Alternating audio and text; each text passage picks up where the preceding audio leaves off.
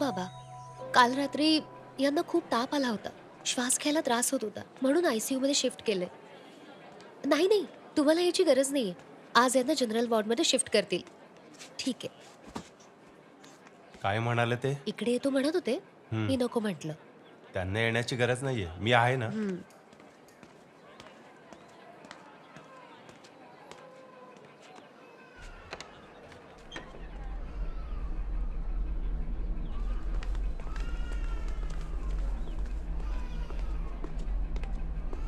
तुम्ही चंदूच्या मिसेस आहात? इथे सही हवी आहे. हां.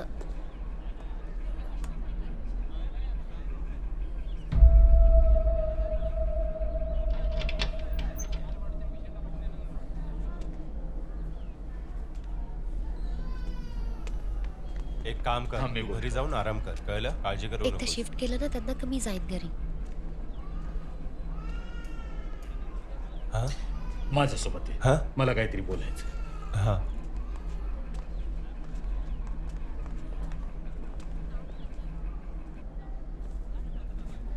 हे बघ बा, डॉक्टरांचं म्हणणं आहे की हा बर्ड फ्लू आहे. हा. जास्त वेळ थांबणं योग्य नाही. हा. मी ऐकले की एका 78 वर्षाच्या व्यक्तीचा ह्यामुळे मृत्यू झालाय. हा. म्हणून लवकरात लवकर ह्याला घेऊन जा.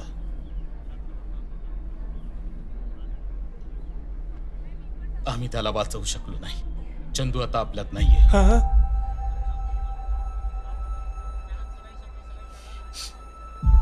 चल.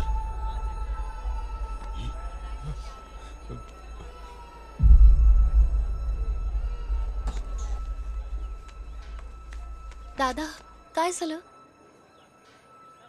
तो आपल्याला सोडून निघून गेला. हं? चंदू नाही आता. चंदू, मला त्याला बघायचंय. थांब.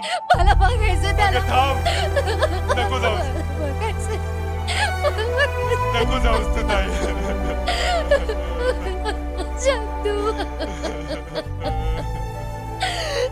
निडमुडी गावात राहणाऱ्या लोकांनी काळजीपूर्वक ऐकावं. म्हैसूरद यांच्या दवाखान्यात झालेल्या चंदूच्या मृत्यूने तसेच रामगिरीत राहणाऱ्या थोमी कुजूच्या मृत्यूमुळे हे सिद्ध झालं आहे की H5N1 किंवा ज्याला आपण बर्ड फ्लू म्हणतो तो पसरतो आहे.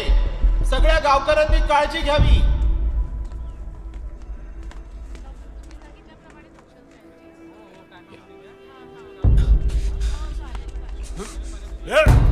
तुला तर मी नाही सोडणार. तुझा मी जीव घेईन, तुला जिवंत नाही सोडणार. अरे काय करतो? सोडलं त्याला. बाजूला. बाजूला वळ. सोड. मला बघायचंय त्याला. हे महत्वाचं. चंदू. सोड ना त्याला. सोड म्हणतो ना. काय करतो? वेडा झालायस काय? सोड मला. सोड. मला एकदा त्याला पाहू द्या. मला एकदा बघायचंय त्याला. सोडा मला. मला जाऊ द्या. मला आतमध्ये जाऊ द्या. नाही सोडणार. जाऊ द्या. बाजूला. चल. मी तुम्हाला सांगतोय ना, मला आतमध्ये जाऊ द्या. मला बघायचंय त्याला. मला बघायचंय त्याला. चल तू. चल. चल. कोणी विचार केला होता की एक दिवस असा पण येईल? अरे ती येडा आहे. जी लोक तुला ओळखतात ती तुझ्याबद्दल असं नाही बोलणार. अरे देवा, हे सगळं काय झालं रे? काय झालं? काय झालं? काय झालं? कोणीतरी आपली बदकं जाळून इथून पळून अरे कोण गेलं. माईचं येडा आहे ज्यानं हे केलंय? हा? सगळी बदकं जळून मेली. आता याचं लोणचं घाल आणि पुढच्या वर्षी विक आता. अरे आता तुला मी सोडत नाही. काय केलं हे सगळं? सोड मला. कशाला मारताय? मी आता. सोडा मला. सोड. हो, ऐका माझं. इथं वाचत नाही.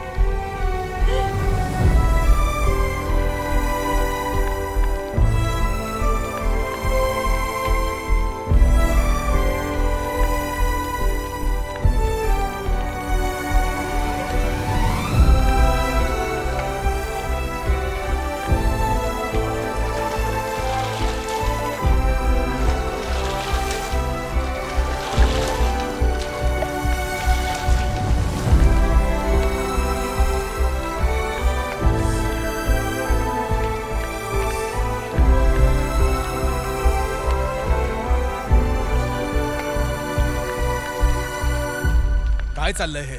फक्त अफवांमुळे कोणी कोणाला मारू शकतं का? सोमन, तुला अंत्यविधीला जायची गरज नाही. तुला कोणी काय केलं तर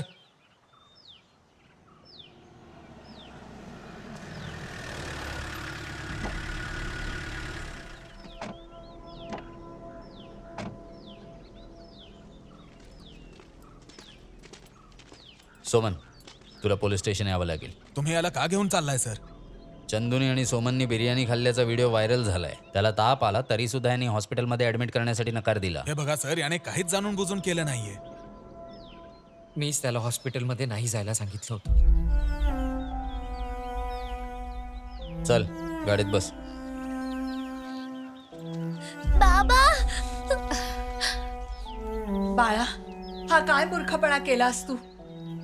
सर, याने काही वाईट हेतूने केलं नाहीये. चल रे.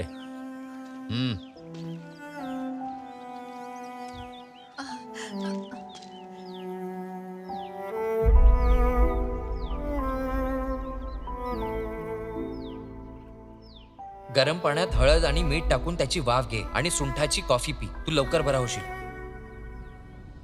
हा फक्त माझा स्टाफ नाहीये, हा माझा भाऊ सुद्धा आहे. तुला असं वाटतं की मी त्याला चुकीचा सल्ला देईन?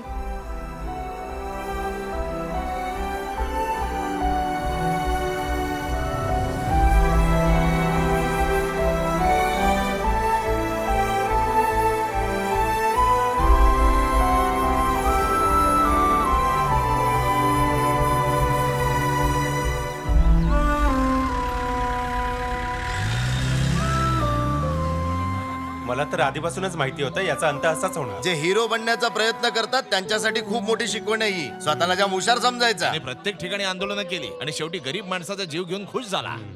हा, इंडियन मेडिकल काउन्सिलच्या हिशोबाने त्याच्यावर केस फाईल झाली आहे आणि म्हणूनच जेलमध्ये टाकलंय. कोणत्याही येणाऱ्या जाणाऱ्या माणसाच्या कंप्लेंटमुळे तुम्ही कोणालाही उचलून जेलमध्ये टाकाल? अशीच कोणी केस फाईल केली नाहीये, त्याच्या घरातल्यांनी केली आहे. चंदूचा तो व्हायरल व्हिडिओ पाहिला नाही का? त्या व्हायरल व्हिडिओमध्ये चंदू एकटा नव्हता. सोमनने सुद्धा बदकाचं मांस खाल्लं होतं आणि यामागे कोण आहे हे अगदी स्पष्टपणे दिसतंय. कळलं ना?